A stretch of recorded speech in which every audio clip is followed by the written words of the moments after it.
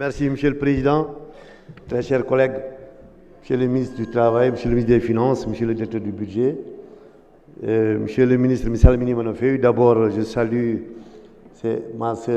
mes sœurs, Madame Bodj, Madame Diallo et tous les cadres, les directeurs, la DRH, tous ceux qui sont avec vous.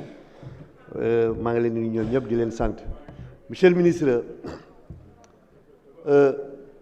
d'abord, Salmina Manofeu, weltanoma. Ko politique wa ini aɗa andi yimɓe aray tan neɗɗo fof neɗɗo so kala arɗo si a heɓani haalɗoma goɗɗum addu darde ma nde timmani donc minen duwanoma mine jarama hen no fewi anda ko a fierté amen e darde ma nde parcours ma o anda aussi tu as notre soutien. Monsieur le ministre, je voudrais quand on parle du BCI, ma collègue l'a dit tout à l'heure, il faut que par rapport au BCI, qu'on donne une prime aux collectivités territoriales qui investissent dans l'éducation.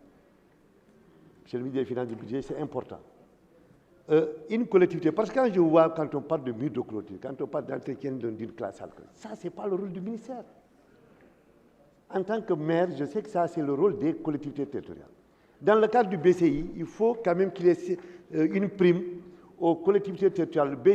Ce BCI doit donner aux collectivités qui investissent, qui entretiennent, qui construisent des écoles au niveau de l'éducation, et cela est extrêmement important. Ça va encore davantage vraiment régler les problèmes des infrastructures scolaires au niveau de notre collectivité territoriale. On a parlé des enseignants, et je pense qu'il y a eu des acquis, et je rends hommage à Mme Bodj. Vous savez, au début, quand les gens vont dans nos régions, il ne reste que 2 ans.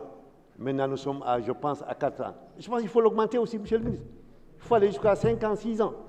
Ça va éviter le désert. Cela est important.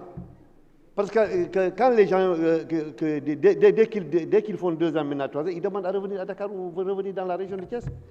Donc ça, Monsieur le ministre, je voudrais vraiment que vous puissiez vraiment augmenter vraiment le nombre de séjours de la première affectation. L'autre aussi, est-ce qu'il ne faut pas revoir d'abord la politisation à outrance à l'intérieur non seulement des écoles, mais dans les salles de classe.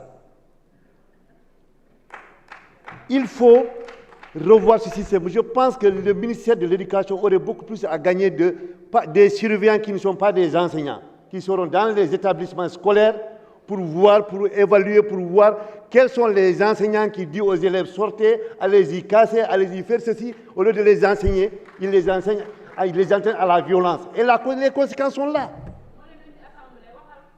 Donc, l'eau de femmes solo, il faut que, Monsieur le ministre, il faut revoir cela.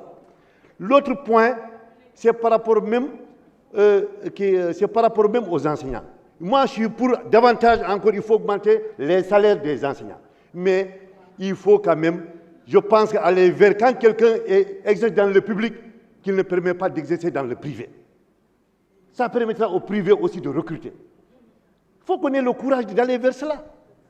Mais quand on est sur un canton horaire et comme ça, moi je pense que, Monsieur le ministre, il y a eu beaucoup d'efforts. Il faut continuer à augmenter le pouvoir d'achat des enseignants, mais il faut encore encadrer, permettre, quand quelqu'un est au privé, qui reste au privé, quand quelqu'un est au public, qui reste au public, et pour permettre au privé de recruter des enseignants. Et quand même, ça va encore davantage lutter contre le chômage. Je vous remercie.